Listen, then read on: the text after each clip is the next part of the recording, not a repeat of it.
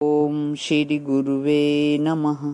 अहंकार हिंकार रहस्ययुक्तो श्रृंगार गुणार्थ महाविभूत्य ओंकार मर्मः प्रतिबोधिकाभ्यां नमो नमः श्री गुरुपादुकाभ्यां। ओम शांति शांति शांति। प्रणाम भगवान।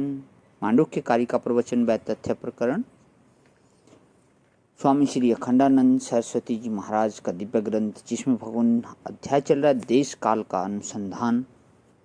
तो पेज नंबर 244 से आगे तो देखो, दिक् माने स्थान होता है। क्रम की संबित का जो निमित्त है उसको काल बोलते हैं।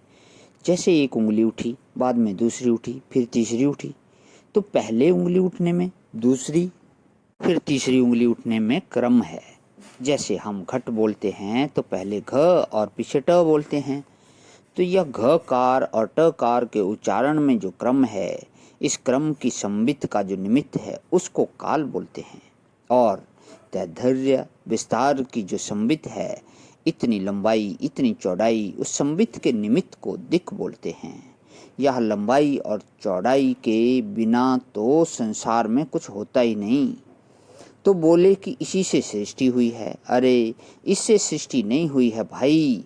यह लंबाई चौड़ाई तो किसी को मालूम पड़ती है, जिसको मालूम पड़ती है उसको ढूंढो। वह कौन है जिसको लंबाई चौड़ाई मालूम पड़ती है और जिसमें मालूम पड़ती है उसको ढूंढो।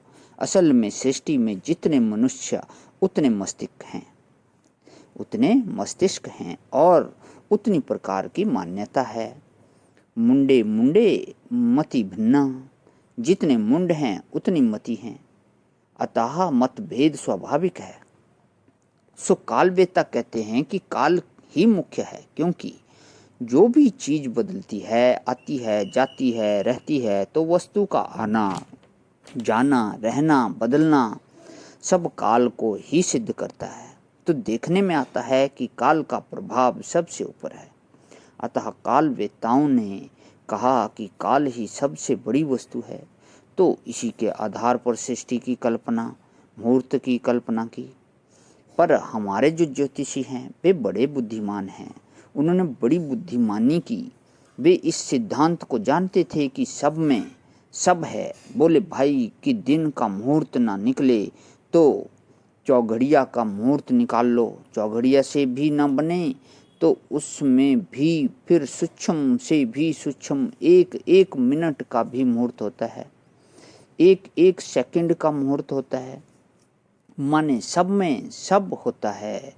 वह तो ऐसा होता है कि एक बार शनिवार को पूर्व चलने गए तो सिर में दर्द होने लगा। तो दोबारा जब चलने का समय आया तो कल्पना हुई कि हम पिछली बार शनिवार को चलने गए थे तो दर्द हुआ, सो अब की शनिवार को नहीं जाएंगे। इसी प्रकार यह मान्यता के आधार पर है। जैसे डॉक्टर लोग देख लेते हैं कि एक रोगी को दवा दी तो वह इस रोग में अनुकूल नहीं पड़ी, अतः दूसरे रोगी को नहीं देनी चाहिए।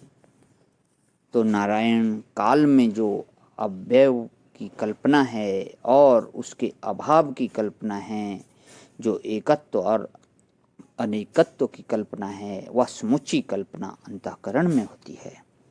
और उस अंतःकरण का जो साक्षी चैतन्य है, उसके साथ काल का कोई संबंध नहीं है। इसका अभिप्राय हुआ कि अनंत काल, अनादिकाल, वर्तमान काल आदि सब कल्पित हैं और इनका भी अधिष्ठान है वह अपना स्वयं प्रकाश चैतन्य है। काल तत्व नहीं, काल की कल्पना का अधिष्ठान तत्व है, काल की कल्पना का प्रकाशक तत्व है। इसलिए काल विनाश का कारण है, विनाश के अभाव का कारण है, और विनाश और स्थिति की अपेक्षा से काल की कल्पना है। और अपना आत्मा स्वयं निरपेक्ष है। जहाँ संपूर्ण दृश्य काल के विकराल गाल में है, वहीं अपना आत्मा है, वह अकाल है। प्रणाम भगवान। ओम शांति शांति शांति।